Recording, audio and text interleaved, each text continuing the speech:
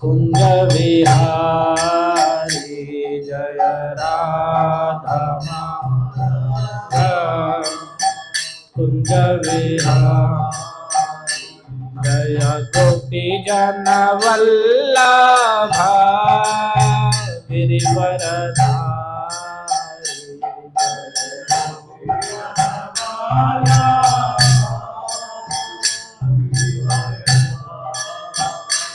जय गोपी जन वल्लभा गिरिवरधारी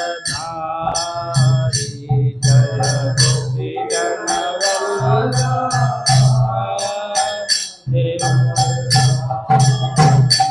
जय राधा माधव कुंज विहारी जय राधा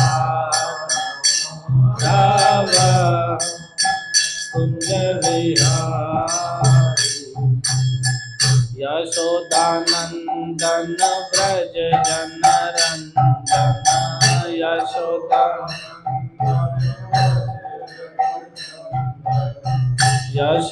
यशोदानंदन व्रज जन रंजन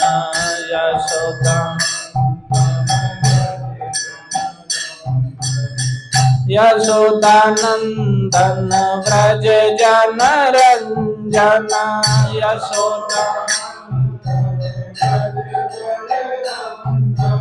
यशोदानंदन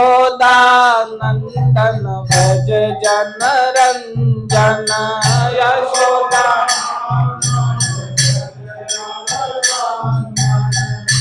यमुना तीरा वनचारी यमुना तीरा वनचारी यमुना तीरा वनचारी यमुना तीरा जय राधा माधव कुंज विहारी जय राधा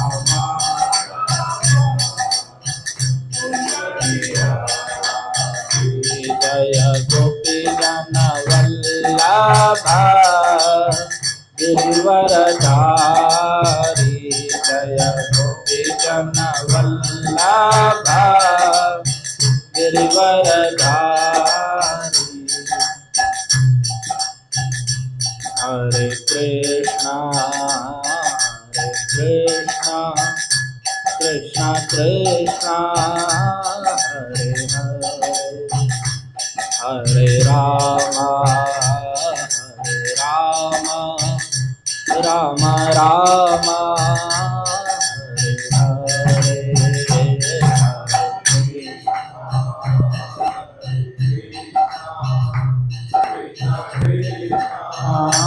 हरे राम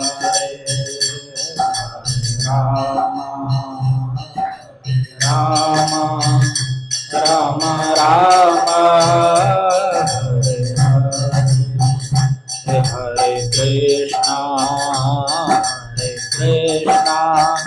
कृष्णा कृष्णा हरे हरे हरे राम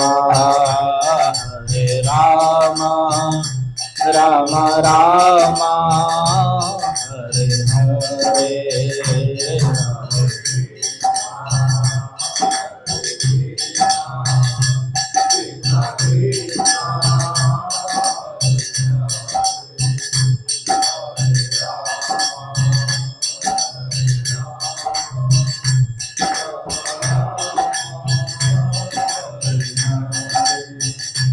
हरे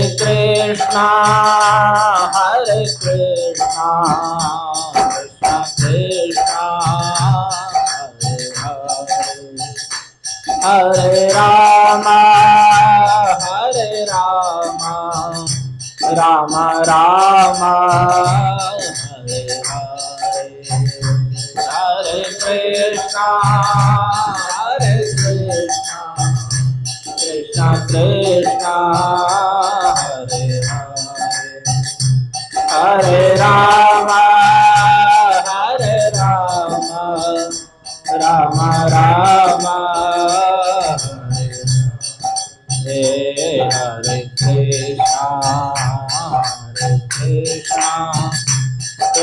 कृष्ण हरे हरे हरे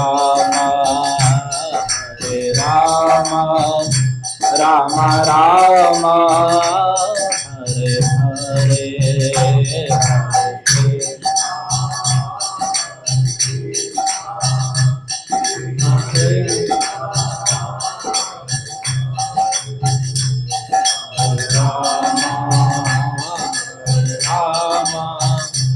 राम राम हरे कृष्णा कृष्णा कृष्णा हरे हरे हरे राम राम राम हरे हरे हरे कृष्णा कृष्णा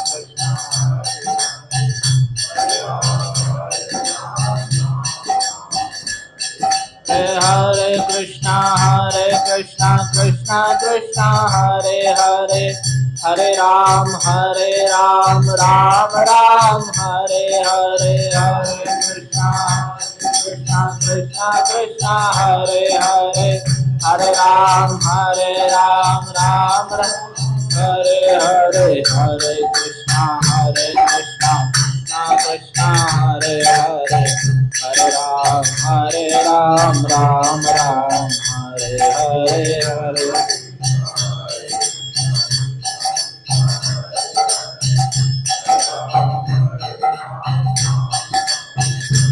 जय राधा मदन मोहन राधा मदन मोहन राधे जय राधा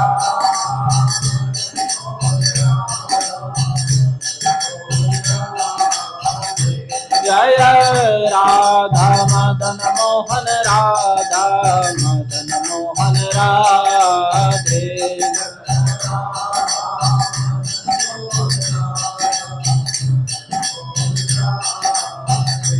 जय राधा गोविंद राधा गोविंद राधे जय राधा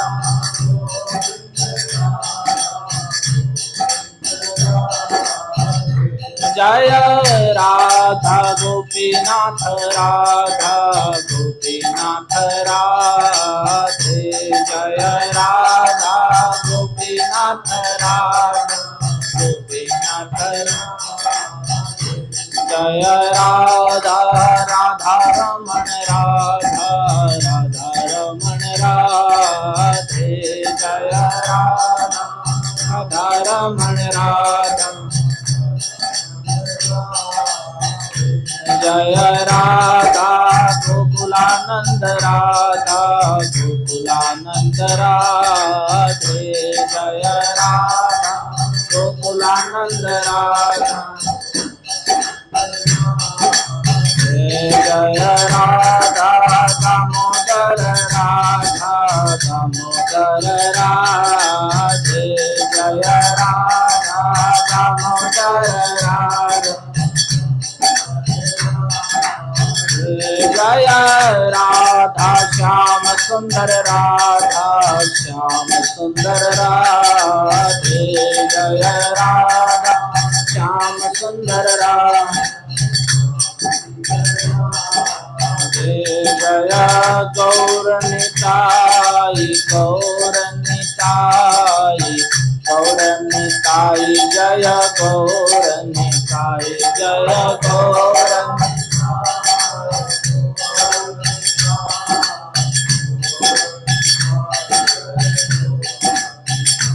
जय जय प्रभुपाद प्रभुपाद प्रभुपाद प्रभुपाद जय जय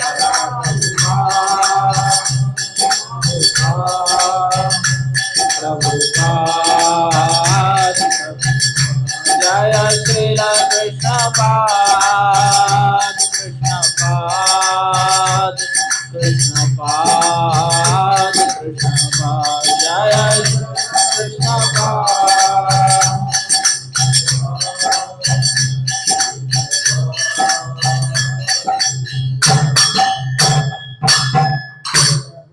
श्री श्री हरिनाम संकीर्तन यज्ञ की जय। ग्रंथराज श्रीमद् भागवतम की, भगवान श्री कृष्ण चैतन्य नित्यानंद की, श्री श्री राधा मदन मोहन भगवान की, जगत गुरु श्रील प्रभुपाद की जय। हरे कृष्णा। नमः ओं विष्णुपादाय कृष्णप्रेष्ठाय भूतले श्रीमते राधा गोविंद गोस्वामीति नामिने। नमस्ते प्रभुपादये गौरवाणी प्रचारिणे, निर्विशेष शून्यवादी ग्राम्य जन निस्तारिणे। नमः ओं विष्णुपादाय कृष्णप्रेष्ठाय भूतले श्रीमते भक्तिवेदांत स्वामीति नामिने। नमस्ते सारस्वते गौरवाणी प्रचारिणे, निर्विशेष शून्यवादी पाश्चात्य देशतारिणे। श्री चैतन्य मनोभीष्टं स्थापितं येन भूतले स्वयं रूपः कदा मह्यं ददाति स्वपदान्तिकम्। वन्देऽहं श्रीगुरोः श्रीयुतपदकमलं, श्रीगुरून् वैष्णवांश्च, श्रीरूपं साग्रजातं सहगण रघुनाथान्वितं तं सजीवं साद्वैतं सावधूतं परिजनसहितं कृष्ण चैतन्यदेवं श्री राधा कृष्ण पादान् सहगण ललिता श्री विशाखान्वितांश्च। हे कृष्ण करुणा सिंधो दीनबंधो जगत्पते, गोपेश गोपिका कांत राधाकांत नमोस्तुते। तप्त कांचन गौरांगे राधे वृंदावनेश्वरी, वृषभानुसुते देवी प्रणमामि हरिप्रिये। नमो महावदान्याय कृष्ण प्रेम प्रदायते, कृष्णाय कृष्ण चैतन्य नाम्ने गौरत्विषे नमः। जय श्री कृष्ण चैतन्य प्रभु नित्यानंद, श्री अद्वैत गदाधर श्रीवासादि गौर भक्तवृंद। वाञ्छाकल्पतरुभ्यश्च कृपा सिन्धुभ्य एव च, पतितानां पावनेभ्यो वैष्णवेभ्यो नमो नमः। हरे कृष्णा कृष्णा कृष्णा हरे हरे, हरे राम राम राम हरे हरे। निगमकल्पतरोर्गलितं फलं सुखमुखादमृतद्रवसंयुतं, पिबत भागवतं रसमालयं मुहुरहो रसिका भुवि भावुका। ॐ नमो भगवते वासुदेवाय,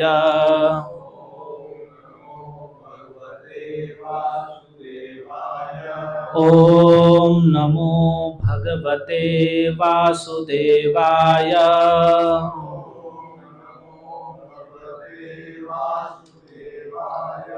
ॐ नमो भगवते वासुदेवाय।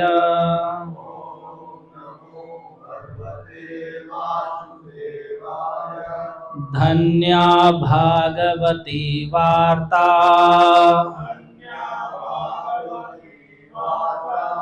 प्रेत पीडा विनाशिनी। सप्ताहोऽपि तथा धन्या, कृष्णलोकफलप्रदा।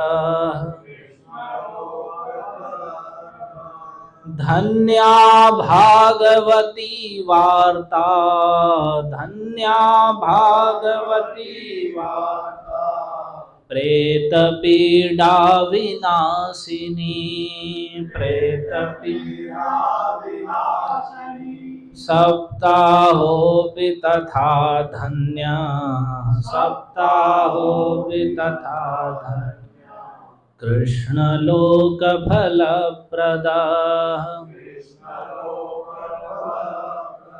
हरे कृष्ण। तो अब वह हम गोकर्ण जी के द्वारा किस प्रकार से धुंधुकारी का उद्धार किया गया, इस कथा प्रसंग को सुन रहे हैं। तो अब वह समय आ गया है जिसके कारण इस कथा को सुनाया जा रहा है सनत कुमार जी के द्वारा देवर्षि नारद को, जो उन्होंने कहा कि देखो, जो काय, वाणी और मन से नित्य ही हठ पूर्वक पाप कर रहे हैं, वैसे लोग भी, वो जो दूसरों के धन से ही पुष्ट होते हैं, दूसरों के धन से ही अपना पोषण करते हैं, मलिन हैं और दुष्ट हृदय वाले हैं, वे भी भागवत कथा सप्ताह यज्ञ से कलयुग में पवित्र हो जाते हैं, पूर्ण शुद्ध हो जाते हैं।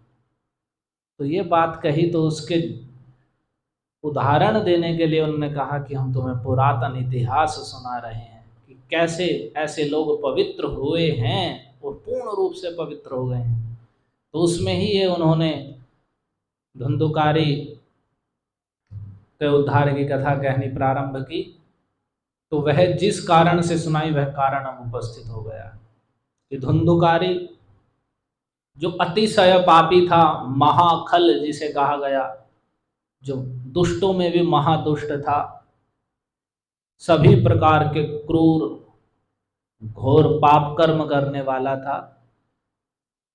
कोई पाप उससे ऐसा नहीं बचा कि जो उसने न किया हो, सारे पाप उसने कर रखे थे। और वह बड़ी दुर्दशा पूर्वक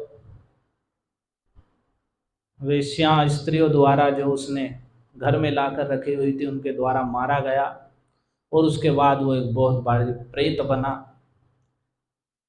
और फिर गोकर्ण जी जब घूमते घूमते उस घर के आंगन में रात्रि के समय सोने के लिए आए, तो उसने वहाँ अपना उग्र और भयानक रूप दिखाने प्रारंभ किए। कभी भेड़ का रूप, कभी भैंसे का, और कभी हाथी का, कभी अग्नि, तो पुनश्च पुरुषो भवत, और फिर पुनः मनुष्य शरीर में। ऐसी विपरीतता देखकर गोकर्ण जी समझ गए। वे धैर्य धारण पूर्वक रहे और वे समझ गए ये दुर्गति प्राप्त कोई जीव है।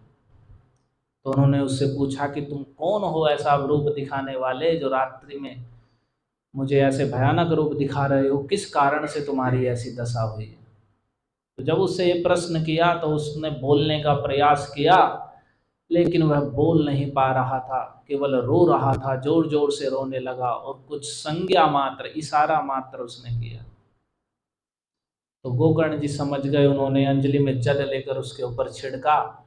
उस जल का स्पर्श होने से उसके कुछ पाप दूर हुए और वह बोलना उसने प्रारंभ किया और कहा, अहम भ्राता त्वदीयोस्मि धुंधुकारी नामतः, कि मैं ही धुंधुकारी नाम का तुम्हारा भाई हूँ और मैंने अपने ही कर्मों के, अपने ही दोषों के द्वारा अपने ब्राह्मणत्व को नष्ट कर लिया। मैंने इतने पाप कर्म किए हैं घोर अज्ञान में रहकर कि कोई संख्या नहीं की जाती, इसलिए मैं प्रेत योनि को प्राप्त किया हूँ। और प्रेत योनि में रहकर मैं केवल वायु पीकर जी रहा हूँ, बहुत कष्ट झेल रहा हूँ। हे मेरे बंधु, हे कृपा के सिंधु, हे मेरे भाई, आप मेरा शीघ्र उद्धार कीजिए। तो गोकर्ण जी ने उनका जब ये वाक्य सुना तो उन्होंने कहा कि तुम्हारे लिए तो मैंने बड़े विधि विधान पूर्वक गया में जाकर श्राद्ध किया है, तो मुझे तो इस बात का विस्मय हो रहा है कि फिर तुम्हारा मोचन क्यों नहीं हुआ, क्यों नहीं तुम प्रेत योनि से छूटे। और यदि तुम कहते हो कि मेरा उपाय हो, मुझे प्रेत योनि से छुड़ाओ, तो जब गया श्राद्ध से तुम्हारी मुक्ति नहीं हो रही है तो कोई दूसरा उपाय मुझे जान नहीं पड़ रहा है। तब तो अब तुम ही बताओ मैं क्या करूं। तो धुंधुकारी ने कहा कि गया श्राद्ध सतेनापि मुक्तिर्मे न भविष्यति, कि अरे एक दो श्राद्ध की बात मत करिए, सैकड़ों गया में जाकर आप श्राद्ध कर दोगे तो भी मैं इस प्रेत योनि से मुक्त नहीं होने जा रहा हूं। इसलिए आप किसी और दूसरे उपाय का विचार करो और वैसा करो। तो जब गोकर्ण जी ने ये बात और सुनी कि सैकड़ों गया श्राद्ध से भी यह प्रेत योनि से मुक्त नहीं होने जा रहा है, तो गोकर्ण जी को और अधिक आश्चर्य हो गया। अच्छा, 100 श्राद्ध करने पर भी गया में, वो भी जिस गया की महिमा बताई गई, कहीं भी जिसकी मुक्ति ना हो, प्रेत योनि से ना छूटे, वो गया में श्राद्ध करने से छूट जाता है। वैसे जो भगवान का भजन करने वाले हैं, ये बड़ी गंभीर बात है, हरिनाम का जप करते हैं दृढ़ विश्वास पूर्वक, ये महत्वपूर्ण बात है। हम केवल लोग दिखावे के लिए अभ्यास बस घुमा लेते हैं माला, हमारा कोई विश्वास नहीं हरिनाम में, उन्हीं दूसरी चीज़ों में विश्वास है, चुटपुट के कुछ टोने टोट के, तो फिर हम बस दिखावटी हैं। मतलब उसमें जो हम भक्त की महिमा सुनते हैं और भक्त के प्रभाव सुनते हैं, वे हमें दिखाई नहीं देंगे और ना वैसे फल आएंगे, और ना फिर हमें दोष देना चाहिए कि हम तो माला कर रहे थे इतने दिन से, कुछ आया तो है नहीं, कुछ असर नहीं दिखा, कुछ प्रभाव नहीं आया, तो नहीं आएगा। दंभ पूर्वक या अभ्यास बस या अश्रद्धा पूर्वक, बल्कि अश्रद्धा पूर्वक किए गए कोई भी वैदिक कार्य फल नहीं देते हैं। भगवद गीता में भगवान ने कहा है, अश्रद्धया हुतम दत्तम तपस तप्तम कृतम च यत् असदित्युच्यते पार्थ न च तत्प्रेत्य नो इह। अश्रद्धा पूर्वक, जिसमें विश्वास नहीं है, आदर है, आदर भी नहीं, कोई विश्वास नहीं, मन में पर पता नहीं होगा कि नहीं होगा, बस चलो वैसे ही कर लेते हैं, तो ऐसा अश्रद्धा पूर्वक कोई हुत यानी हवन यज्ञ किया गया हो, कुछ दान दिया गया हो, कोई तपस्या त्याग तपस्या व्रत उपवास किया गया हो, अथवा अन्य कोई भी शुभ कर्म किया गया हो, ऐसा तो असत इत्युच्यते पार्थ, हे पार्थ उसे असत कहा गया है, वह असत है, सत्कर्म नहीं है। न च तत्प्रेत्य नो इह, ना तो उसका मरने के बाद फल मिलता है, ना यहाँ फल मिलता है। तो साधारण पूजा पाठ करने पर भी, और ये बड़े आश्चर्य की बात है, देखो कि जो दूसरी पूजा करते हैं, यहाँ मंदिर में ही देखते हैं, बड़ी श्रद्धा, बड़ी तत्परता, बड़ी तन्मयता के साथ, मान लो कोई वहां पूजा कर रहा है, तो मैंने देखा लोग बड़े, उस समय तो आसपास कुछ भी हो रहा हो तो कुछ बोध नहीं रहता है, और वहीं भक्त लोग इतनी महिमा सुन के भी भगवान के प्रति श्रद्धा विकसित नहीं कर पाते। कितनी आश्चर्य की बात है। ये अपने मन में विचार करने की बात है कि जो व्यक्ति कुछ सुन नहीं रहा है, अबोध है, अज्ञानी है, और वो अपनी मन कल्पित पूजा में या जो जहां उसे मन बन जा रहा है उसे करने में कितनी श्रद्धा पूर्वक कर रहा है, कितनी दृढ़ता से, और जिस समय कर रहा है पूरा तन्मय होकर के, और उसे विश्वास है कि नहीं उससे मुझे लाभ हो रहा है, वो विश्वास ही तो उसे खींच खींच के ला रहा है। और यहाँ हम इतनी भगवान की महिमा, हरिनाम की महिमा, कृष्ण की परमेश्वरता की महिमा, अपने वास्तविक स्वरूप की, हम ये जड़ शरीर नहीं है, हम एक जीवात्मा है, कृष्ण से हमारा नित्य संबंध है, ये कृष्ण नाम चिन्मय धन है, गोलोक का प्रेम धन है, श्रद्धा पूर्वक, और ये अपराध हैं इन्हें बच कर हरिनाम अगर हम दृढ़ता पूर्वक जपें तो इस भव बंधन को शीघ्र ही छोड़कर भगवान के चरण कमलों को प्राप्त कर सकते हैं।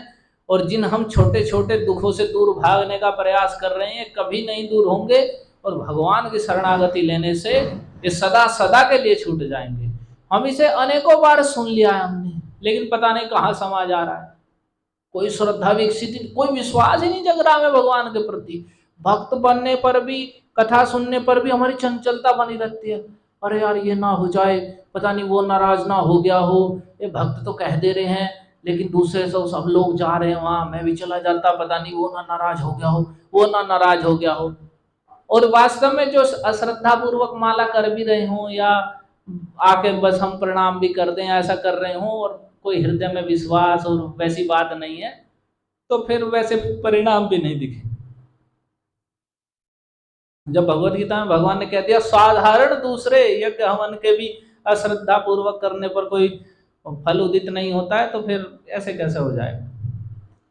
तो इसी बात को यहाँ गोकर्ण जी यही कह रहे हैं कि भाई देखो, मैंने गया में श्राद्ध किया सैकड़ों बार, लेकिन नहीं कि तुम कह रहे हो 100 बार श्राद्ध करने पर भी मुक्ति नहीं होगी। तो गोकर्ण जी को बड़ा आश्चर्य हुआ। शतश्राद्ध न मुक्ति से दशाध्यम मोचनम तव। अरे भाई, सैकड़ों श्राद्ध से यदि मुक्ति नहीं होगी तो तुम्हारा ये प्रेत योनि से मुक्त होना तो मुझे असाध्य जान पड़ रहा है।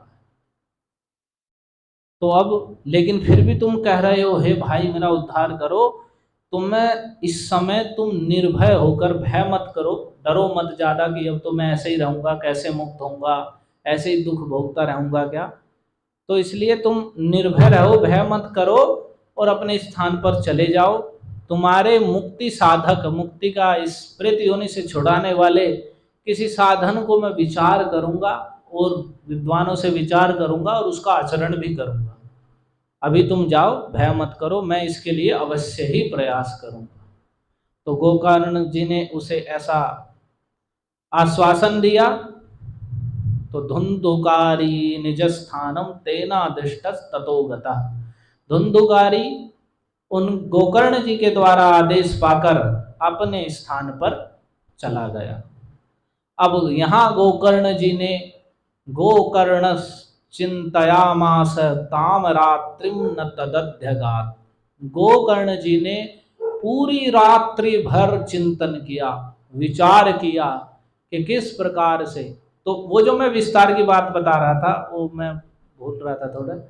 तो जो सामान्य कर्मकांडीय विधि है, तो उसमें जो भी जो सामान्य लोग हैं उसमें विचार है सब मरते हैं तो प्रेत बनते हैं, और उनका जब श्राद्ध आदि होता है या यहाँ तेरहवीं आदि करते हैं, विधि विधान से करेंगे या श्राद्ध करेंगे, उसके बाद वे प्रेत योनि से छुट के अपनी अपनी गति को लाभ करते हैं।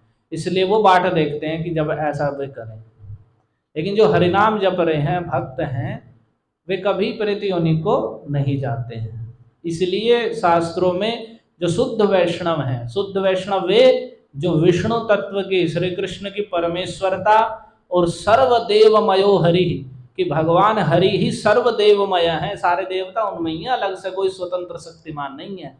वे ही सर्वेश्वरेश्वर परमेश्वर हैं और सारे जीव उनके नित्य दास हैं, उनके सेवक हैं। ऐसा जानकर जो दृढ़ता पूर्वक कृष्ण भक्ति में लगे हुए हैं और अन्य दूसरे किसी कार्य या अन्य देव पूजा या अन्य प्रकार के तप तपस्या भक्ति रहित, उनसे रहित हैं और पूर्ण रूप से दृढ़ विश्वास पूर्वक कृष्ण भजन कर रहे हैं, तो वैसे लोग कभी भी ना प्रेत योनि में जाते हैं, ना उनके पूर्वज ही प्रेत योनि में रह सकते हैं।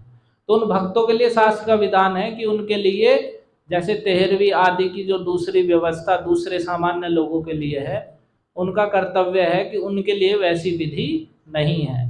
उन्हें चाहिए कि वे अपने पूर्वज या पिता किसी आदि की मृत्यु होने पर 11वें दिन भगवत प्रसाद के द्वारा शुद्ध वैष्णवों को, पर उनके लिए जो भक्त हैं शुद्धता पूर्वक कृष्ण भक्ति में स्थिर हो गए हैं, तो वे 11वें दिन अपने जो मृत व्यक्ति है उसके लिए 11वें दिन भगवान के प्रसाद आदि के द्वारा भक्तों के साथ भी भगवान के प्रसाद का ही वितरण करें। उनके लिए ऐसा नहीं है कि वे वैसा दूसरे क्रियाकर्म या वैसे श्राद्ध आदि उन्हें क्रियाएं करनी पड़ेंगी, वो तो प्रेत बन गया होगा। क्योंकि उनका जो भक्त हैं जो दृढ़ विश्वास पूर्वक हरिनाम जप रहे हैं और अपराधों का विचार कर रहे हैं, हमें ये भी ध्यान रखना चाहिए कि हम भक्ति की क्रियाएं करते हैं, भजन भी कर रहे हैं, लेकिन अपराध का विचार नहीं कर रहे कि कौन सी वस्तु है या कौन सा ऐसा कार्य है जो हमारे उस भजन को बाधित कर देगा, उसे हमें भक्ति में भी नहीं बढ़ने देगा, फल भी नहीं प्राप्त होने देगा। तो उसका हमें विचार करना अत्यधिक आवश्यक है। जैसे कि हम खा रहे हैं, खूब खा रहे हैं, लेकिन शरीर में लग नहीं रहा है, तो बुद्धिमान व्यक्ति विचार करेगा ना कि मैं इतना अच्छा खा रहा हूँ, क्या कमी हो रही है कि जो मुझे शरीर में नहीं लग रहा है, या बस खाते जा रहे हैं और शरीर में लग नहीं रहा है। तो ये विचारणीय बात है कि हम भजन कर रहे हैं और हमें लग नहीं रहा है, हमारा कोई शुद्धिकरण नहीं हो रहा, हमारी कोई भगवान के प्रति प्रीति नहीं बढ़ रही, कुछ विषयों का कुछ विषय वासना दूर नहीं हो रही है, कुछ कमी नहीं आ रही है, वो संसार की आसक्त है, विषय भोग संसारिक मति वैसी बनी हुई है, तो निश्चित रूप से हमारा भोजन लग नहीं रहा है, कुछ ना कुछ अपराध घटित हो रहा है। तो वही अपराध होते हैं। तो इन अपराधों को छोड़कर हरिनाम जप रहे हैं तो उन्हें किसी प्रकार के उनका कोई पूर्वज भी कोई भी प्रेत आदि योनि को कभी प्राप्त नहीं होता।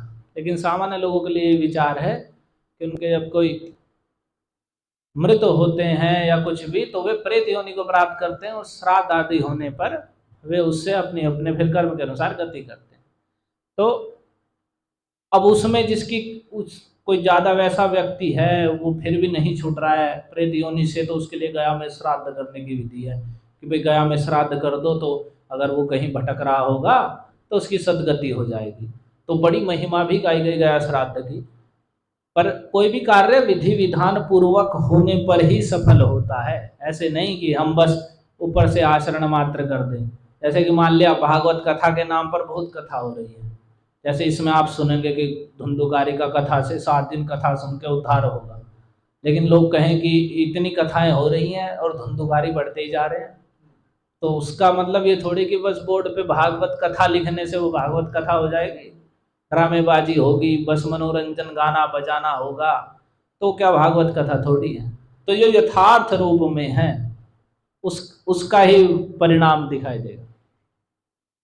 तो विधि विधान पूर्वक किए जाने पर ही कोई कार्य फलीभूत होता है। तो उन्होंने ये कहा कि भाई जब धुंधुकारी ने कह दिया वो गया श्राद्ध भी, अरे सैकड़ों गया श्राद्ध भी कर दोगे तो भी मैं नहीं छूटने जा रहा हूँ, तो गोकर्ण जी को बड़ा आश्चर्य हुआ।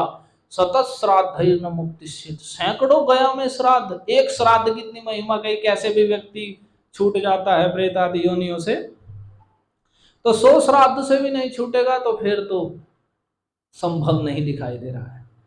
लेकिन फिर भी पूरी रात्रि उन्होंने विचार किया, लेकिन उन्हें कोई भी इस विषय में विकल्प अन्य नहीं मिला। तो फिर सुबह के समय जब गोकर्ण जी बाहर निकले तो सभी लोगों की दृष्टि में गोकर्ण जी आए तो सभी लोग बड़े प्रसन्न हुए, जितने भी गांव के वहां लोग थे, और प्रसन्नता पूर्वक गोकर्ण जी से मिलने के लिए आए। और गोकर्ण जी ने जो भी रात्रि के समय जो जो घटित हुआ, जो जो वार्ता हुई, वे सब बताई, और बताया कि गया श्राद्ध करने पर भी मुक्ति नहीं होगी, और मैंने रात्रि भर बहुत विचार किया लेकिन मुझे कोई अन्य उपाय नहीं जान पड़ रहा है। तो उन्होंने सभी विद्वान, योगनिष्ठ, ज्ञान संपन्न, वेदवादी व्यक्तियों के सामने ये सारी बातें कही। तो उन सब लोगों ने भी शास्त्र संचयों को देखा, यानी अनेक प्रकार के शास्त्र समूह, अनेक शास्त्र खोल खोल कर देखे कि क्या है ऐसे व्यक्ति का जिसका गया श्राद्ध से भी यदि मुक्ति ना हो और ना प्रेत योनि से छूटे तो क्या करें। लेकिन उन्हें कहीं भी उसकी मुक्ति के लिए, जो इसकी 100 गया श्राद्ध से भी नहीं होगी, कोई उपाय नहीं दिखा। तब उन्होंने एक निश्चय किया। ये देखिए अब यहाँ गोकर्ण जी की आप महिमा देखें, क्या प्रभाव है गोकर्ण जी का।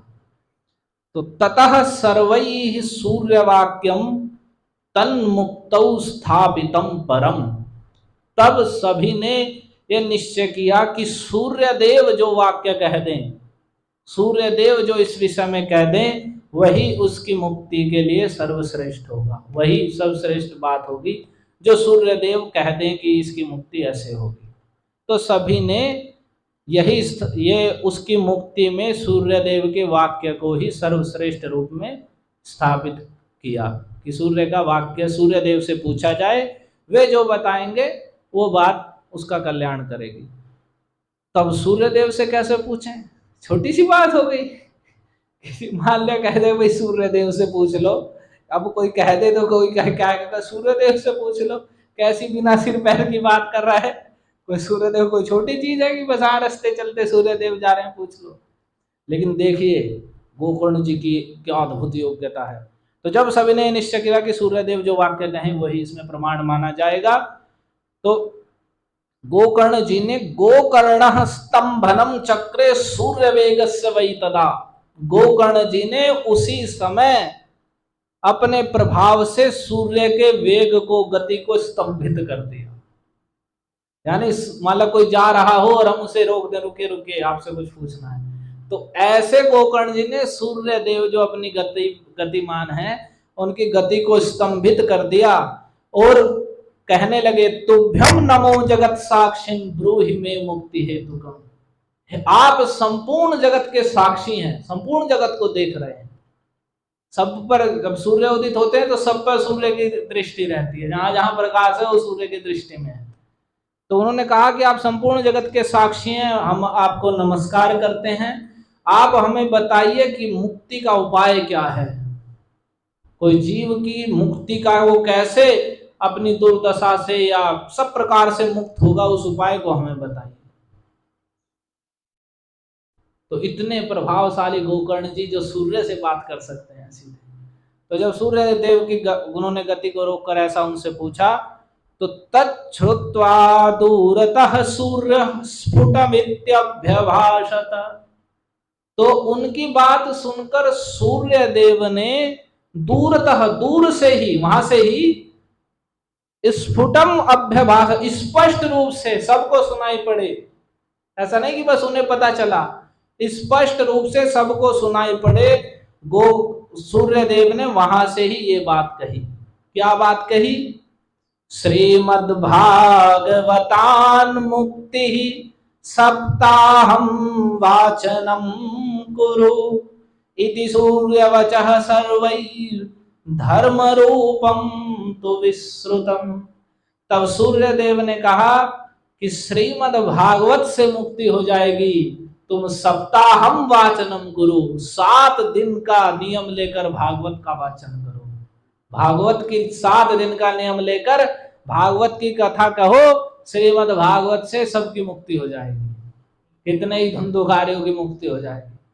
तो जब ये बात पहले उन्होंने क्या कि सूर्य देव जो बात कह देंगे वही प्रमाण होगी, तो स्पष्ट रूप से सूर्य देव ने कहा ये बात सबको सुनाई पड़े, सबको ये बात सुनाई दी कि श्रीमद् भागवत को सप्ताह सुनने से, 7 दिन तक सुनने से अवश्य ही मुक्ति हो जाएगी। तो इति सूर्यवचः सर्वै धर्म रूपम तु विश्रुतम, यह सभी के द्वारा यह धर्म रूप सूर्य के वचन को सुना गया। ये धर्म का मतलब कर्तव्य है, ये हमारा जो सूर्य देव ने कह दिया वही कर्तव्य, वह सत्य बात है। तो सभी ने ये ध्यान पूर्वक सुना और इसे कर्तव्य रूप में मान लिया कि सूर्य देव ने जैसा कहा है वैसा ही करेंगे।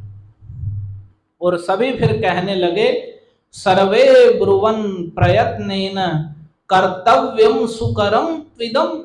सभी कहने लगे कि अरे ये तो सुकर है, सरलता से, सुंदर रूप से करने योग्य है, और तो इसलिए हम इसे प्रयत्न पूर्वक बड़े अच्छे से, यहाँ ये देखिए जैसे ही उन्होंने सुना, ऐसा नहीं कि कथा हो रही है और सभी इधर उधर भटक रहे हैं, कोई किधर मुंह लेके जा रहा है, कोई किधर मुंह लेके जा रहा है, और फिर खींचने पड़ रहे हैं कि क्या भक्त लोग इधर उधर कहाँ जा रहे हैं, कथा तो यहाँ हो रही है। तो ऐसा नहीं, सभी प्रसन्न हुए और उन्होंने कहा कि ये तो सुंदर कार्य है और सुंदर रूप से कर, सुकर है, यानी सरलता से किया जा सकता है, तो प्रयत्न पूर्वक हमें इसे करना चाहिए। तो ऐसा करके तो अब करना चाहिए। तो कथा किससे करवाई जाए? कथा क्या ऐसे ही बुला लाएं कि भाई देखते हैं मोबाइल खोल के कौन सबसे ऊपर चल रहा है अभी मार्केट में? ऐसे ही हो रहा है, जैसे मार्केट ही हो गया एक भागवत कथा का। वृंदावन में तो ऐसा हो गया, मतलब इंडस्ट्री है और नए नए कथा व्यास नए नए उत्पन्न हो रहे हो। तो ऐसा ही होता है, जैसे एक भक्ति बता रहे थे, वो कहीं जा रहे थे संगीत आदि सीखने के लिए, तो एक लड़का आया नया वहाँ संगीत सीखने के लिए। तो वो सिखाने वाले जो थे तो वो पूछने लगे क्या करते हो? तो उसने कहा कि नहीं, मैं भागवत कथा करता हूँ और अभी अभी मेरी कथा मार्केट में लॉन्च हुई है। ये वाक्य अभी अभी मेरी कथा मार्केट में लॉन्च हुई है, तो बढ़िया अच्छे से हो तो थोड़ा संगीत भी सीख लेता हूँ। तो ऐसी बुद्धि से कथा और कथा व्यास उत्पन्न हो रहे हैं। तो ऐसे ही देख के नहीं कि किसी को भी कथा कहने के लिए, आगे इसमें आएगा भी कौन योग्य है। आगे बताया गया भागवत का वक्ता की क्या योग्यता होनी चाहिए। विरक्तो वैष्णवो विप्रो वेद शास्त्र विशुद्धिकृत दृष्टांत कुशलो धीरो वक्ता कार्योति निष्प्रिय। ये जो योग्यता बताई गई है ना, ये योग्यता तो इसमें तो खरे मुश्किल ही हो जाएगा, कोई उतरना बड़ा कठिन हो जाएगा, जितनी बड़ी योग्यता है। वो भागवत का वक्ता होना चाहिए। कौन? विरक्त, कहीं आसक्ति नहीं है जिसकी, संसारिक विषय भोगों में कोई आसक्ति नहीं है। और वैष्णव ऐसा नहीं कि आगे बताएगा अनेक धर्म विभ्रांत है, जो अनेक प्रकार के धर्मों से, अनेक प्रकार के पूजा पाठ से, मतों से पहले से ही भ्रांत है और कथा कहने लग गए। पहले से वो निश्चित कृष्ण भक्त होना चाहिए। जो भगवान का भक्ति नहीं है, कैसे भगवान कथा कहेगा? और विप्रह, ब्राह्मण होना चाहिए, ब्राह्मणोचित गुणों से संपन्न होना चाहिए। ऐसा नहीं कि अभी ब्राह्मण, जैसे अभी मान लो धुंधुकारी भी तो ब्राह्मण था, लेकिन उसने कहा ना कि मैं कर्म से अधपतित हो गया हूं, तो अभी कि हम ब्राह्मण हैं और हम सारे कार्य कर लेते हैं और फिर कथा भी कह देंगे। और घर में जाकर वही चौकी की बात चौका पे नहीं लाते हैं, चौके पे अलग रहते हैं, चौकी पे अलग हो जाते हैं।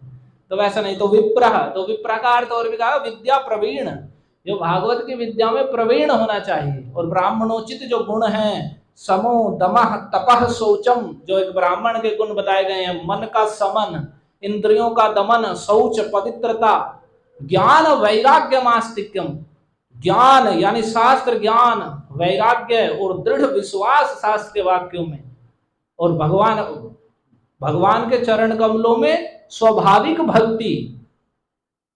तो ये ब्रह्म कर्म स्वभावजम, ये स्वाभाविक ब्राह्मण के कर्म है। तो ऐसे जो गुणों से युक्त हैं। और फिर वेद शास्त्र विशुद्धिकृत, उसका जो आचरण होना चाहिए वह वेद शास्त्र के द्वारा, वैदिक शास्त्रों के द्वारा, जो आचार विचार के जो भी नियम हैं उनके द्वारा वह विशुद्ध होना चाहिए। अथवा और वेद शास्त्र का उसने अध्ययन किया हो। ऐसा नहीं कि अभी कितने लोग ऐसे मिलेंगे कि कल तक तो हम नौकरी कर रहे थे, अभी रिटायर हो गए, अब कथा कहनी शुरू कर दी है। तो मतलब अभी तक तो ऐसे ही थे, अब चलो और कुछ नहीं मिला तो कथा सबसे सस्ता उपाय है, वह भेष बनाओ और कथावास बन गए। कितने लोग हो रहे हैं ऐसे। कोई कहीं से कहीं नौकरी कर रहा था, वो पूरी हो गई तो अब चलो कथा कहने लगते हैं।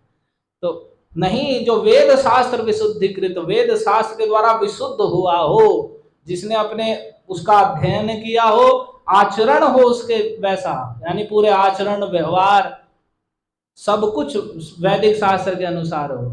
और फिर दृष्टांत कुशलो, फिर उसमें योग्यता होनी चाहिए कहने की, वह दृष्टांत देकर, अनेक प्रकार के उदाहरण देकर समझा सके। तो दृष्टांत देने में कुशल हो, धीर हो, धैर्यशील हो, जो अपने वेगों को दमन कर सके, मन का वेग, वाणी का वेग, क्रोध का वेग, जिह्वा, उदर, उपस्थ आदि के वेग, ऐसा वक्ता होना चाहिए। ऐसा वक्ता कार्य है। और अंत में कहते अति निष्पृह, बिल्कुल कोई स्पृहा नहीं होनी, कोई इच्छा नहीं होनी चाहिए उसकी।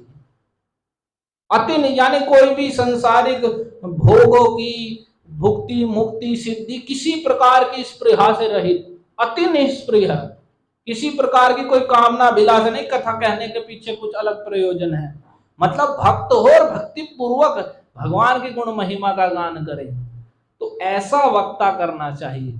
और कैसा नहीं करना चाहिए उसके विषय में कहा गया, अनेक धर्म विभ्रांता स्त्रैणाः पाखंडवादिनः सुख शास्त्र कथोच्चारे त्याज्यास्ते यदि पंडिताः, जो अनेक धर्मों से विभ्रांत हो, उन्हें खुद ही निर्णय नहीं है, कुछ का कुछ गा रहे हैं, कभी कुछ बोल दिया, कभी कुछ गा रहे हैं, कभी ये कर लो, कभी वो कर लो, ऐसा कर लो, वैसा कर लो, जो अनेक धर्मों से विभ्रांत हैं, भगवान की भक्ति में स्थिर नहीं है। और स्त्रीणाः, स्त्री लंपट हैं। ये सुनने में आपको आश्चर्य होगा, कितने वक्ता हैं जो अनेक प्रकार की वेशभूषा और क्या क्या बना के और पूरा डेंटिंग पेंटिंग करके और स्त्रियों को लुभाने के लिए बैठते हैं मंचों पर, और फिर बाद में उनके कार्य भी प्रकाशित होते हैं। तो ऐसे जो स्त्री लंपट हैं और पाखंडवादी न, और पाखंड नास्तिक मत का या मन है कल्पित कुछ भी सिद्धांतों को बोलने वाले हैं, वैसे यदि ये पंडित भी हों, बहुत बड़े विद्वान हैं, संस्कृत बोल रहे हैं, लेकिन यदि वे लंपट हैं, स्त्री लंपट हैं, मन कल्पित सिद्धांतों को बोलने वाले हैं, अनेक प्रकार के धर्म मत आदि से विभ्रांत हैं, भ्रमित हैं, वे सुख शास्त्र के कथा के उच्चारण में त्याज्य हैं। यदि पंडित होने पर भी, विद्वान होने पर भी उनका त्याग कर देना चाहिए। और वहीं जो विरक्त वेद शास्त्र के द्वारा जिसका आचरण विचार शुद्ध हो, वैष्णव हो, विप्र हो और दृष्टांत देने में कुशल हो और इच्छाओं से पूर्ण रहित हो, भौतिक लाभ आदि की इच्छाओं से पूर्ण रहित हो, ऐसा वक्ता कार्य करना चाहिए। तो ये सब विचारशील लोग हैं, तो उन्होंने देखा कि ऐसा वक्ता कौन मिलेगा, तो उनके सामने ही उपस्थित थे वक्ता। तो सभी ने निश्चय किया, गोकर्णो निश्चयम कृत्वा वाचनार्थम प्रवर्तित। सभी दूसरे लोगों ने, बहुत विद्वान सब लोग थे, आपने पहले सुना, बड़े बड़े योगनिष्ठ ज्ञानी विद्वान थे सब, तो सभी ने निश्चय करके गोकर्ण जी को कथा कहने के लिए निर्णय किया कि गोकर्ण जी कथा कहेंगे भागवत की, जो 7 दिन की कथा हम करेंगे। और फिर उन्होंने निश्चय कर लिया गोकर्ण जी कथा कहेंगे, कथा का आयोजन कर दिया। और सभी जगह, ऐसा नहीं कि कथा कर रहे हैं कोई प्रचार नहीं, ये भी एक बड़ा एक तरीके का उपेक्षा है। कथा हो रही है तो हमारा कार्य है कि हम अधिक से अधिक लोगों तक पहुंचाएं, कोई भी श्रद्धालु आए अपने कल्याण के लिए, एक भी वाक्य सुनेगा उसके जीवन में कुछ उन्नति होगी, कुछ पारमार्थिक उन्नति करेगा। तो सब दूर दूर तक सभी वह समाचार बताया गया कि हम 7 दिन तक कथा का आयोजन कर रहे हैं, गोकर्ण जी वक्ता हैं जो सुंदर रूप से भागवत कहेंगे। तो तत्र श्रवणार्थाय देश ग्रामात् जना ययुः, देश से, ग्राम से, दूसरी जगह के दूर दूर के लोग वहां पर कथा सुनने के लिए, संश्रवणार्थाय, एक दिन के लिए नहीं कि एक दिन जाएंगे लौट फिर हो जाएंगे, सम्यक प्रकार से 7 दिन रह करके वहां सुनेंगे। तो उसके लिए व्यवस्था भी कथा आदि में ऐसी होनी चाहिए, यदि बाह्य लोग अगर आए और कथा सुनने के लिए, तो वहां आयोजनकर्ताओं का कार्य है कि वे ऐसा व्यवस्था रखें कि वे रह सकें और उन्हें रहने, भोजन आदि की व्यवस्था वहां पर हो। तो सभी देश ग्राम से अनेक लोग वहां पर कथा सुनने के लिए आए। और कैसे कौन भी लोग आए, तो कह रहे हैं पंगवंध वृद्ध मंदास्य तेपि पाकक्षयाय वही, जो पंगु हैं, जो लंगड़े लूल्हे हैं, हाथ पैर कुछ वैसे हैं, और अंधे हैं, वृद्ध हैं, बूढ़े हैं, मंद हैं, बुद्धि आदि आदि मतलब कम बुद्धि के हैं, ऐसे लोग भी, वे भी आए वहां पर। क्यों? पाप क्षयाय वही, कि भगवान की कथा सुनेंगे तो हमें अपने पाप कर्मों के कारण ही ये सब हमारी अवस्था है। तो जब हम भगवान का कुछ गुण महिमा सुनेंगे, भगवान का कीर्तन करेंगे, तो हमारे पाप क्षीण होंगे, तो हम आगे इस प्रकार के दुखों से बचेंगे। तो ऐसे लोग भी वहां पर अपने पापों को क्षय करने के लिए, कथा सुनने के लिए आए। तो कितने लोग आ गए होंगे? पंडाल भर गया होगा ज्यादा ज्यादा। तो कह रहे हैं समाजस्तु महान जातो देव विस्मय कारक, इतना बड़ा समाज, इतने लोग एकत्रित हो गए कि देवता भी विस्मित हो जाएं। देवताओं को भी आश्चर्य में डालने वाली भीड़ इकट्ठी हो गई कथा सुनने के लिए। ऐसा नहीं है कि कथा सुन के भी, सुन रहे हैं, कथा हो रही है तो घर से ही नहीं निकल रहे हैं, और कथा का समय इतने बजे से है तो जब खत्म होने वाली है तब हम पहुंचेंगे बैठेंगे। नहीं, इतने लोग एकत्रित, इतने भीड़ हुई, आप समझ सकते हैं कितने श्रद्धालु लोग पहले रहे हैं और कितना अब नास्तिकवाद बढ़ गया है। बल्कि इतना बढ़ गया है, अपने राजनीतिक विचारों की पुष्टि के लिए लोग अनेक प्रकार से जातिवाद फैला रहे हैं। कोई श्रद्धालु हैं, जाने वाले भी हैं, तो उन्हें नहीं तुम्हें नहीं जाना है। जैसे यहीं प्रभु जी बता रहे थे कि कुछ माता जी आती थी वे कथा सुनने के लिए, तो कुछ अपना चला रखा है राजनीतिक, भाई हम हमारी जाति के हैं और ये तो हमें तो नीच निम्न जाति का कहा जाता है, भेदभाव किया जाता है। तो अपने राजनीतिक मतों बनाने के लिए तो लोगों में जहर घोल दिया है। वे श्रद्धा पूर्वक कथा सुनने जाएं तो वे कह रहे थे कि वो माता जी कह रहे हैं कि पूरा यहाँ तो वो कर दिया, कथा सुनने नहीं जाना है, कोई भी नहीं जाएगा। वो सब भीम आर्मी वालों का प्रचार चल रहा है कि नहीं कथा में नहीं जाना। तो ये, और वे किस लिए? अब साधारण लोग हैं, वे श्रद्धा पूर्वक कथा में कुछ अपना कल्याण भी कर लें तो वो नहीं सुनने जाने देंगे, और वे कोई उनका कल्याण नहीं करने जा रहे हैं, वे तो केवल अपनी बातें कहकर उन्हें वोट लेनी है और सत्ता का भोग करना है। तो इससे पता चलता है कि कितना आज के समय में नास्तिकवाद को बढ़ावा दिया जा रहा है। कुछ वैसे लोग हैं जो खुद ही अपने आप में, अरे हम कोई ईश्वर को नहीं मानते हैं, हमारी कोई श्रद्धा नहीं है। तो लेकिन उस समय देखिए कितनी श्रद्धा रही होगी कि देवताओं को कथा हो रही है भागवत की कि देवता भी विस्मित हो जाएं, इतना बड़ा समाज एकत्रित हुआ। तो यदि वासनम आस्थाय गोकर्णो कथयत कथाम, जब गोकर्ण जी कथा कहने के लिए अब दिन प्रारंभ हो गया, हरे कृष्णा कृष्णा कृष्णा हरे हरे, हरे राम राम राम हरे हरे। कह रहे हैं कि यदि वासनमास्थाय गोकर्णो कथयत कथाम, जैसे ही गोकर्ण जी कथा कहने के लिए आसन पर बैठे, और देखिए इतने बड़े लोग आए हुए हैं, एक बड़े आश्चर्य की बात होगी, तो माइक की तो व्यवस्था थी नहीं उस समय, तो इतनी बड़ी भीड़ बैठ के कथा सुन रही थी, कितने शांति से बैठे होंगे वो, कितनी शांत वातावरण बनाया गया होगा कि गोकर्ण जी बोल रहे हैं तो कितनी भी जोर से बोल रहे हो, तो भीड़ जब देवताओं को विस्मय करने वाली है तो बहुत भीड़ होगी, लेकिन सभी लोग कथा सुन रहे हैं। और ये आश्चर्य की बात है, ऐसे ही भीड़ रही है जब सुखदेव जी कथा कह रहे हैं तो उसमें भी बहुत ऋषि लोग आए हैं, देवर्षि और ब्रह्मर्षि सब लोग, और जो सूत गोस्वामी नैमिषारण्य में कथा कह रहे हैं तो 88,000 ऋषियों को सुना रहे हैं, और कोई माइक नहीं है। आप देखो ये तो ये विस्मय में डालने वाली बात नहीं तो और क्या है। तो इससे ये भी देख सकते हैं हम कि उनकी वाणी ऐसी मेघ गंभीर वाचा मेघ गर्जन के समान रही, और वे लोग ऐसे थे जो इतने शांत बैठकर कथा सुन सकते। तो और ऐसे ही वास्तव में कथा सुननी चाहिए, जितनी देर हम कथा सुन रहे हैं उसमें शांत रह के सुनना चाहिए, नहीं तो भागवत के स्कंद पुराण के महात्मा में श्रोताओं के भी भेद बताए गए हैं, तो उसमें कुछ श्रोताओं की संख्या अच्छे और कुछ बुरे बताए गए हैं। तो उसमें कुछ श्रोता बताए गए हैं कुछ भेड़िया स्वभाव के होते हैं, जैसे भेड़िया बीच में आवाज करके भयभीत कर देता है, तो वे कथा सुनते सुनते बीच में कुछ ऐसा कर देंगे कि दूसरे भी भयभीत हो जाएंगे, पता नहीं क्या हो गया। तो ऐसे भी श्रोता होते हैं, बहुत बता रखे हैं, कुछ बैल भी बता रखे हैं, और कि कुछ बैल होते हैं जैसे बैल है उसके सामने चाहे किशमिश घेर दीजिए कि भूस घेर दीजिए, वो सबको एक ही समझ के खा जाएगा।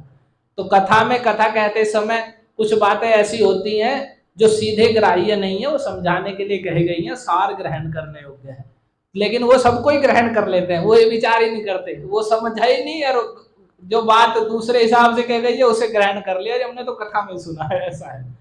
तो ऐसे अनेक प्रकार के भेद बताए गए। तो गोकर्ण जी जैसे ही कथा कहने के लिए बैठे तो अब वह प्रेत भी वहां पर आ गया, जो धुंधुकारी प्रेत था वह भी वहां पर आ गया। सप्रेतोपि तदा यात स्थानम पश्यन् नितस्ततः, वह जब वायु का उसका शरीर था, एक जगह वो नहीं रह सकता था, तो वह इधर उधर स्थान टोने लगा कि मैं कहाँ रुक के कथा सुनूं, किसी को दिखाई तो दे नहीं रहा है कि प्रेत आया हुआ है, उसके लिए कोई स्थान रखें। तो इधर उधर वह स्थान ढूंढने लगा, तब उसने देखा सप्त ग्रंथि युतम तत्रा पश्यत कीचकम उच्छ्रितम, तो वहां एक 7 गांठों से युक्त एक बांस है जो ऊपर की ओर खड़ा करके रखा गया है। तो उसने वह देखा, तो तन मूल छिद्रमाविश्य श्रवणार्थम स्थितो ह्यसौ, तब वात रूपी स्थितिम कर्तुम असक्तो वंशमाभिषद, वह वात उसका वायु का रूप था, तो वह एक जगह स्थित नहीं रह सकता था। तो जब उसने वह 7 ग्रंथि से युक्त एक बांस देखा जो ऊपर की ओर रखा हुआ था, तो उसके मूल से नीचे से जो मूल में छिद्र था, बांस के अंदर छिद्र होता है ना, तो उसके मूल छिद्र में प्रवेश करके उस बांस के अंदर वह स्थित हो गया। श्रवणार्थम, क्योंकि कथा सुनने के लिए स्थिति आवश्यक है, चंचल होकर तो कथा नहीं सुनी जाएगी, तो वह उसमें स्थिर, उसके मूल छिद्र से, मूल में जो छिद्र था उसमें प्रवेश करके उस बांस में स्थिर हो गया। जब इस प्रकार से वह प्रेत तो उस बांस में स्थित हो गया, तब वैष्णवम ब्राह्मणम मुख्यम श्रोतारम परिकल्प्य सह प्रथम स्कंदत स्पष्टमाख्यानम धेनुजो करो। अब गोकर्ण जी कथा कहने लगे, तो कथा कहने में किसी एक विशेष व्यक्ति को जो सब में अधिक योग्य है उसे मुख्य श्रोता के रूप में स्थापित किया जाता है।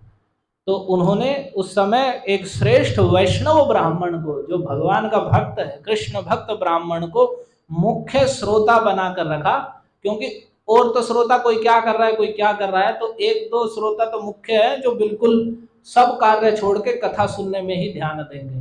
तो उन्हें ही लक्ष्य करके, वास्तव में ऐसा होता भी है, जब कथा कही जाती है तो कुछ विशेष लोगों पर ही ध्यान रहता है जो ध्यान पूर्वक सुन रहे हैं, नहीं तो जो कुछ ऐसे ही इधर उधर या ऐसे दिखाई दे रहे हैं उन पे ध्यान करने पे तो कथा कहने वाला ही ध्यान भटक जाएगा। तो जो कुछ मुख्य सुन रहे हैं उन्हें ध्यान, और इसलिए ही ये विधान है कि किसी एक योग्य व्यक्ति को जो कथा सुने उसे मुख्य श्रोता बनाया जाता है। तो मुख्य श्रोता बना करके एक वैष्णव ब्राह्मण को परिकल्पना की गई और प्रथम स्कंद से स्पष्टता पूर्वक गोकर्ण जी ने कथा कहना प्रारंभ किया। तो कथा कितनी देर हुई होगी? तो 1-1.5 घंटे में सब सोने लगते हैं, जैसे अभी सो रहे हैं 1 घंटे से पहले ही, तो इतनी 1-1.5 घंटे की हुई होगी? नहीं, सुबह से प्रारंभ होगी, शाम तक कथा चलेगी और सभी लोग बैठ के सुबह से शाम तक कथा सुनेंगे। तो गोकर्ण जी ने कथा प्रारंभ की और सुबह से कथा प्रारंभ की और शाम तक, तो पूरी भागवत तभी तो होगी, तभी तो पूरा भागवत को क्रम से सुनते जाएंगे, ऐसे थोड़ी कि 1-1 घंटे में कथा हो जाएगी। तो प्रथम स्कंद से स्पष्टता पूर्वक धेनुज, गोकर्ण जी ने जो धेनु से जन्मे हुए हैं, पवित्र हैं, उन्होंने कथा कहनी प्रारंभ की और दिन भर कथा कही, दिन भर भगवान की गुण महिमा का गान किया जो भागवत में क्रमशः वर्णित है। और दिनांते रक्षिता गाथा, और जब दिन का अंत हुआ, संध्या होने लगी, तब उन्होंने कथा को रक्षित किया, यानी विश्राम दिया। यहाँ तक कथा है, आगे कल कहेंगे। तो जैसे ही दिन के अंत में उन्होंने वह कथा को विश्राम दिया, तदा चित्रम बभूव, तो बड़ी वहां एक विचित्र घटना घटी। क्या विचित्र घटना घटी? वंशैक ग्रंथि भेदो भूत सशब्दम पश्यताम सताम। सारे जितने लोग श्रोता बैठे हुए हैं, सत्पुरुष बैठे हुए हैं, उनके देखते हुए चुपचाप नहीं, जैसे ही कथा को विराम हुआ तो उस बांस की एक गांठ फट गई। और फटी कैसे? सशब्दम, चट, बड़ी ध्वनि करके, पटाखा सा फूट गया हो ऐसे, ऐसे उस बांस की एक गांठ जोर से फटी और बहुत उसने शब्द किया। और पश्यताम सताम, सभी के देखते हुए, सभी लोगों ने ये देखा। उधर कथा को विश्राम हुआ और जैसे ही उन्होंने जय बोली होगी तो इधर से बांस की एक गांठ जोर से ध्वनि करते हुए फटी। तो लोग बड़े आश्चर्यचकित हुए, क्या बात है भाई, चमत्कार हो गया। चमत्कार तो होते ही तो और उत्साह बढ़ जाता है। तो सभी लोग बड़े आश्चर्यचकित हुए कि वाह, बड़ा चमत्कार हुआ।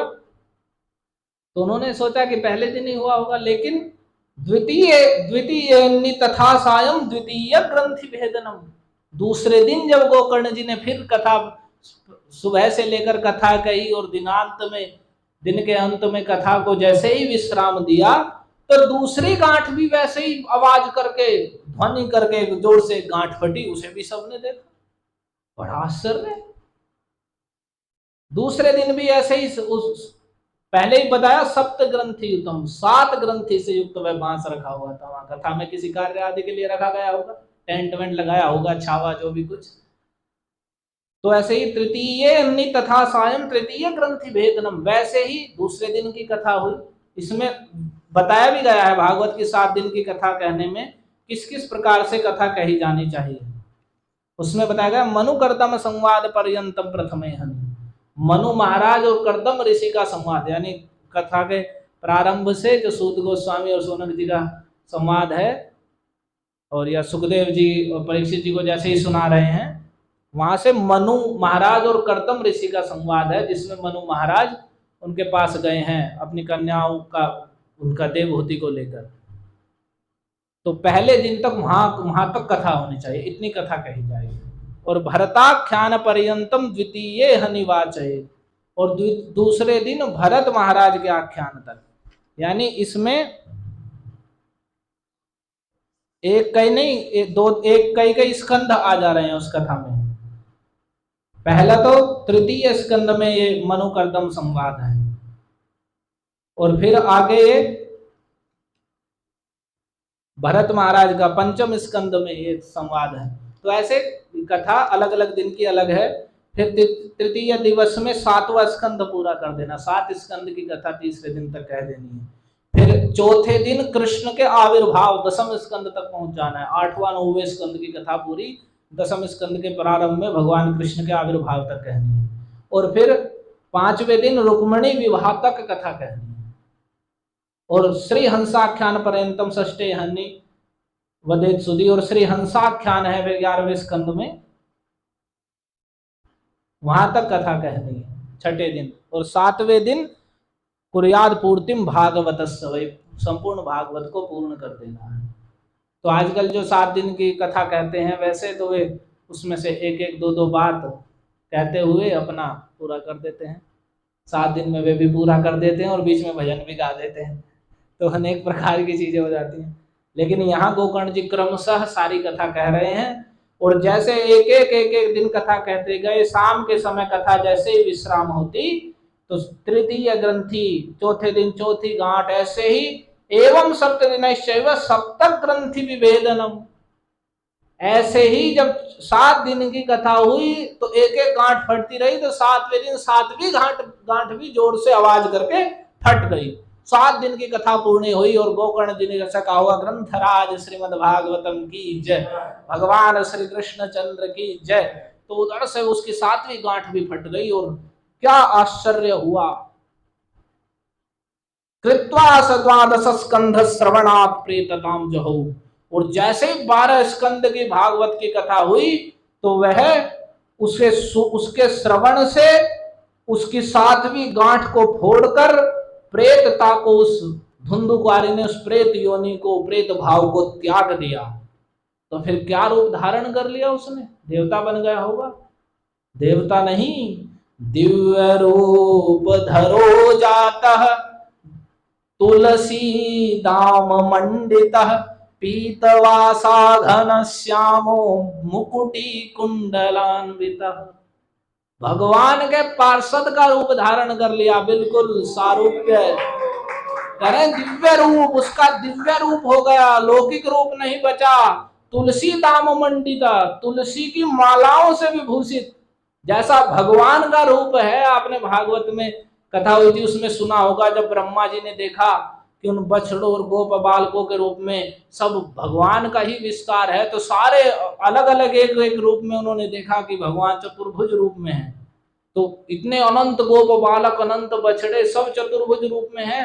तो पैर के नख से लेके मस्तक तक वे तुलसी माला से भूषित हैं। तो तुलसी भगवान के लिए आभूषण स्वरूप है और उनकी सेवा के लिए, लेकिन भगवान के सारूप्य उन्होंने प्राप्त कर लिया, बिल्कुल पार्षद हो गए भगवान के। तुलसी माला से मंडित हैं, पीतवासा, पीतांबर धारण किए हुए हैं, घनश्यामो, बिल्कुल घनश्याम शरीर हो गया। वाह, क्या महिमा है भागवत की, और कितने ध्यान से आगे बताया भी जाएगा कि जब आगे गोकर्ण जी उसे लेने के लिए पार्षद लोग आ जाएंगे भगवान के, तो गोकर्ण जी उन्हें रोक देंगे कि ऐसे भेदभाव नहीं चलेगा, ये तो वैकुंठ जाएगा और ने भी तो कथा सुनी है। तो ये कहेंगे तो ऐसे भी नहीं चलेगा, जैसे इसने सुनी है और ने सुनी भी नहीं है। तो ऐसे हम भेदभाव नहीं, इधर से भेदभाव है। तो उसने 4 दिन भगवान की भागवत को ध्यान पूर्वक सुना, तो पीतवास, पीतांबर धारण के वे, घनश्याम शरीर, मुकुटी, सुंदर चमकता हुआ मुकुट धारण किए हुए है, कुंडलान्वित, कुंडलों से युक्त कुंडल चमक रहे हैं। भगवान के पार्षद का रूप धारण कर लिया, और पार्षद रूप धारण करके ननाम भ्रातरम सद्यो गौकर्णमिति चाप्रवी, उस बांस की ग्रंथि को फाड़कर सबको और प्रेत योनि को त्याग कर भगवान के पार्षद का सुंदर रूप धारण करके उन्होंने अपने भाई ये जानकर कि भाई का जो वास्तविक कार्य था गोकर्ण ने किया है। ये भ्रातर शब्द आदि का प्रयोग करके बता रहे हैं, क्योंकि भागवत में बताया गया है, एक श्लोक है ऐसे ही, गुरु न सस्यात् स्वजनो न सस्यात् पिता न सस्यात् जननी न सस्यात् सा स्यात्, कि वह पिता पिता नहीं है, जननी जननी नहीं है, बंधु बंधु नहीं है, गुरु गुरु नहीं है।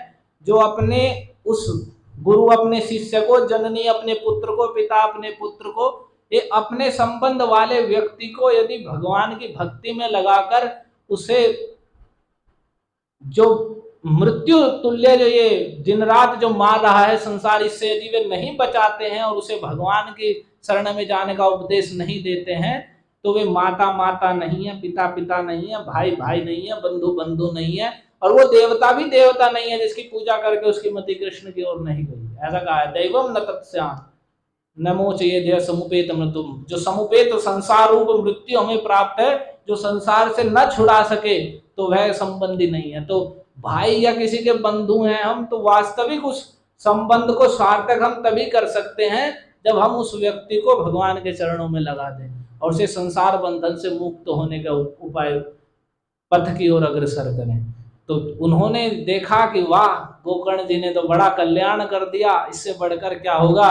तो भगवत पार्षद स्वरूप धारण किए हुए धुंधुकारी ने ननाम भ्रातरम सद्यो, तत्काल उसी पार्षद स्वरूप से गोकर्ण जी को नमस्कार किया, उनके चरणों में जाके नमस्कार किया और उनसे कहने लगे, त्वया हम मोचितो बंधो कृपया प्रेत कस्मलात्, हे मेरे बंधु, हे मेरे वास्तविक बंधु, आपने कृपा पूर्वक मुझ पर दया करके प्रेत के कष्ट से, प्रेत योनि के जो मैं दुख भोग रहा था, उनसे मुझे मुक्त कर दिया।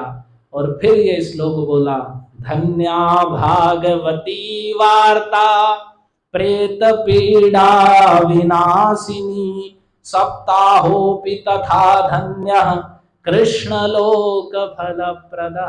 कह रहे भागवत की, गोकर्ण जी को नमस्कार किया और उनकी गुण महिमा को कहा कि आपने कृपा पूर्वक मेरा उद्धार किया, और ये भागवत की वार्ता तो धन्य है, धन्या भागवती वार्ता तो बड़ी धन्य है। क्यों? प्रेत पीड़ा विनाशिनी, ये प्रेत पीड़ा का विनाश करने वाली है, और उसमें भी सप्ताह हो भी तथा धन्य, और सप्ताह उसमें भी भागवत 7 दिन तक नियम पूर्वक ध्यान पूर्वक सुनना तो और भी ज्यादा धन्य, और भी ज्यादा महिमा वाला है। क्यों? कृष्ण लोक फलप्रद। मैं केवल प्रेत योनि से ही मुक्त नहीं हुआ हूं, बल्कि भगवान के पार्षद का रूप धारण करके भगवान के धाम को जा रहा हूं। तो ये सप्ताह पर्यंत भागवत की कथा तो और भी ज्यादा महिमामयी है, और भी ज्यादा धन्य है। क्यों? कृष्ण लोक फलप्रद, यह कृष्ण के लोक को, वैकुंठ को प्रदान करने वाली है, वैकुंठ धाम को प्रदान करने वाली है। तो यह भागवती वार्ता अत्यंत धन्य है। हरे कृष्णा कृष्णा कृष्णा हरे हरे, हरे राम राम राम हरे हरे। ग्रंथराज श्रीमद् भागवतम की जय, ग्रंथराज श्रीमद् भागवतम की जय। भगवत पार्षद प्रवर, भक्त प्रवर श्री गोकर्ण जी की जय। भगवत पार्षद रूपधारी धुंधुकारी की जय। अनंत कोटि वैष्णव भक्त वृंद की जय। श्रील प्रभुपाद की जय। परम पूज्य श्री श्रीमद राधा गोविंद दास गोस्वामी महाराज की जय। समागत भक्त वृंद की जय। हरे कृष्ण।